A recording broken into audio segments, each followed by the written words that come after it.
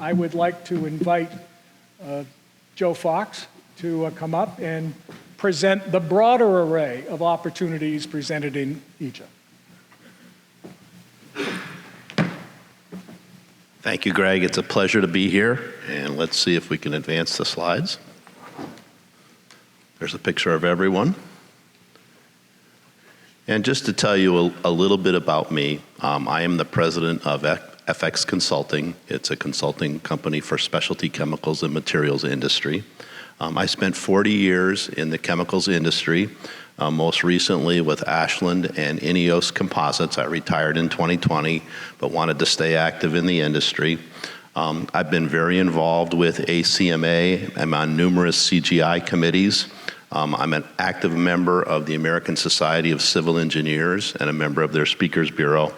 And I'm also a co-facilitator of IACME's Infrastructure and Construction Working Group.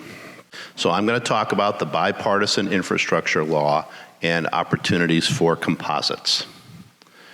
And I'm going to begin with the ASCE Infrastructure Report Card. This report card is issued every 4 years by the American Society of Civil Engineers. The last one was issued in 2017. What you're seeing here is the 2021 version.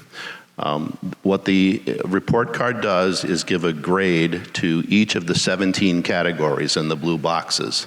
And if you look closely at those grades, I think you would agree that this is not the kind of report card that you want your kids to come home with. Okay. There are 2 B grades, there are 4 C grades, and the rest are either D, D minus, or D plus. The overall grade increased from D plus in 2017, but a C minus is still not very good. Many members of Congress are very familiar with the report card, and it definitely has influenced the infrastructure bill. In fact, all 17 categories in the report card received money in the bill. The official name of the infrastructure bill, as Greg pointed out, is IIJA, which stands for Infrastructure Investment and Jobs Act. And I have found that being a member of ASCE, it's a very good source of information about the IIJA. They hold frequent webinars providing information about what's in the infrastructure bill and what kind of funding opportunities are there for infrastructure-related R&D. I'm going to talk a little bit about both. So here's some of the information that they have provided about what's in the infrastructure bill. If you look at the chart, and the y-axis is in billions of dollars, there are 2 kinds of bars. The gray bars are for money that was renewed under the infrastructure bill, and the blue bars are for new money devoted to infrastructure. And you can see that the new money actually outweighs the gray bars. They also point out that this is the largest investment of its kind in infrastructure in the history of our nation. Here's a little bit more detail about the split. The biggest slice of that chart is for roads and bridges, as Greg has pointed out. The next biggest slice is for energy, environment, and resilience. That's followed by transit up at the top. And then there are 3 slices on the left-hand side: wastewater and drinking water, broadband, and rail, that all come in between 55 and 65 billion, about 6 to 8% of the funding. This figure shows where the money will be distributed among the various states. Not too surprisingly, the most populous states get the most money, and the smaller states get smaller shares. But all 50 states will receive money from the IIJA. And this last chart shows how the money will be distributed or administered by the different federal departments. And if you look at the bar on the far left, and you read that sentence, you will see that the Department of Transportation will direct more than half of the funding from the IIJA. So very, very useful information about what's in the infrastructure bill. If you look at the overall bill, the money is really divided into 2 different buckets. The first bucket is money for construction projects to repair or replace existing infrastructure, like bridges, and to create new infrastructure like EV charging stations. And there are hundreds of billions of dollars in that bucket. Again, money for all 17 categories in the infrastructure report card. On the right, you have the second bucket, which is the R&D bucket. And there are tens of billions of dollars in that bucket. So if you look at the two buckets, hundreds of billions, tens of billions. We're talking billions here, not millions. So we're talking about a lot of money. I'm going to tell you a little bit more about each bucket. So as Greg has pointed out, this is really money that's going to all the states. The state DOTs are very much involved, and more than half of the funding will go to roads and bridges. And there is a formula-based approach to give money to each state. Then there is also significant amounts of grant money, and I've given 3 examples here of DOT grants that are available. There are the Everyday Counts grants, which Greg mentioned. There are the Reconnecting Communities grants, and there are the Protect grants, which are for resilient infrastructure. I just want to emphasize something that Greg said, coming back to the Everyday Counts grants, and that is the phrase, proven but underutilized technologies. I want you to remember that phrase because I'm going to come back to it in a few minutes. And if you go to grants.gov, you can get specific information about each of these grants. There's what's called a NOFO, a Notice of Funding Opportunity, and it provides a lot of detailed information about the criteria for each grant. If you go there, you will find that it is really the state and local DOTs that are eligible for those grants. And you'll also find that sustainability, resiliency, and equity are all very important criteria when you're submitting a grant application. Now let's look at the second bucket, the funding for R&D. And again, tens of billions of dollars are available here. I'm going to highlight 2 types of programs that are being funded.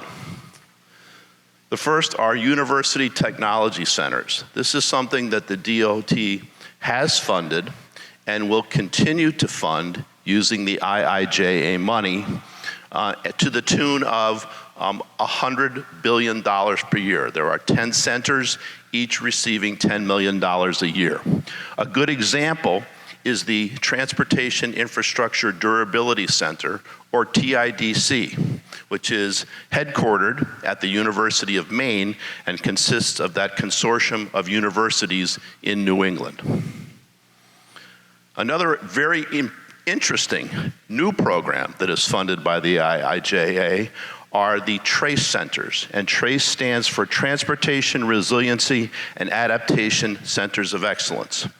Over the next 5 years, this program will create 10 regional centers, and it will be funded to the tune of $500 million. And this money has been authorized. The program will likely start in 2023 when the money is appropriated. So, how can the composites community tap into some of this money? Well, the first thing is that we have been, and we need to continue to increase the awareness of composites throughout the infrastructure and construction community. And ACMA has been doing a very good job of doing that. They have educated Congress through their fly-ins to Washington, D.C.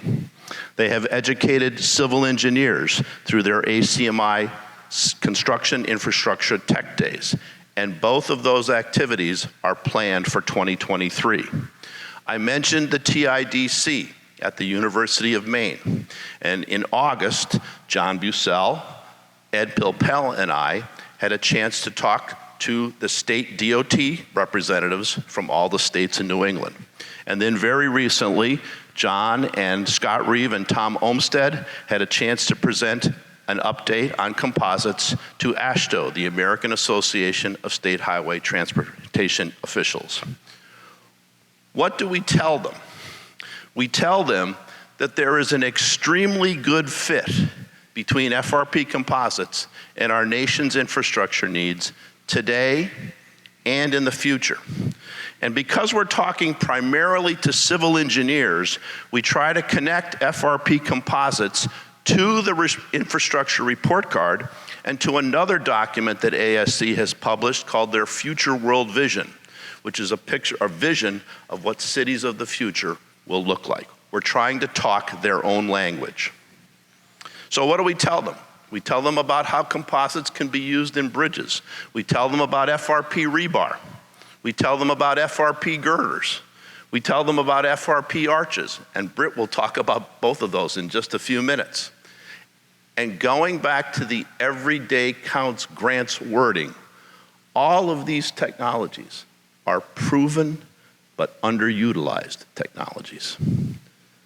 We tell them about FRP decks and FRP wraps. We tell them how FRP composites can be used in rural bridges. We tell them how FRP composites can be used in pedestrian bridges and for cantilever walkways for pedestrians and bike paths. Again, more examples of proven but underutilized technologies. I also mentioned that resiliency is very important. So we tell them about how FRP composites can be used in seawalls, in dune restoration projects, and to produce hurricane-resistant and fire-resistant utility poles. Again, these are technologies that are proven but underutilized and badly needed based on what has just happened in Florida a couple of weeks ago and what's been happening out west all summer. We tell them about these key attributes of FRP composites, that they are lightweight, easy to install, corrosion resistant, extremely durable, and resilient. And we tell them about the benefits that are a result of those attributes, things like labor savings and lower maintenance costs. And when you add up all of those benefits, you end up with lower life cycle costs. We tell them about the life cycle analysis and life cycle cost analysis of the Halls River Bridge in Florida. This is probably the most comprehensive LCA and LCCA for FRP in an infrastructure application that I have seen. And I could use the rest of the time for this panel just talking about this analysis. But here's the Cliff Notes version. Their LCA showed that carbon dioxide emissions were 26% lower when FRP elements were used in the bridge in place of steel.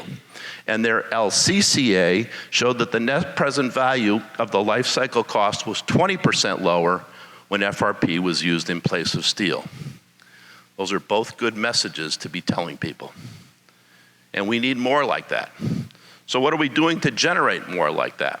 Well, you've got both ACMA and IACME working on that front. Earlier this year, ACMA announced its Climate Impact Project. And as part of that project, they are planning to update and expand the life cycle inventory for FRP composites prepared by a variety of fabrication methods. That will help with LCAs. And at the same time, the Infrastructure and Construction Working Group within IACME is working on performing benefit cost analyses using the recently issued guidelines from the Department of Transportation for creating BCAs, which is very important in those grant applications. So what you've really got is a complementary effort where ACMA is focusing on LCAs and IACME is focusing on LCCAs. And you really do need both to have a stronger case for FRP. So my take-home message that I'll finish with is what I've shown you before. There's an extremely good fit between FRP composites and our nation's infrastructure needs, both today and in the future.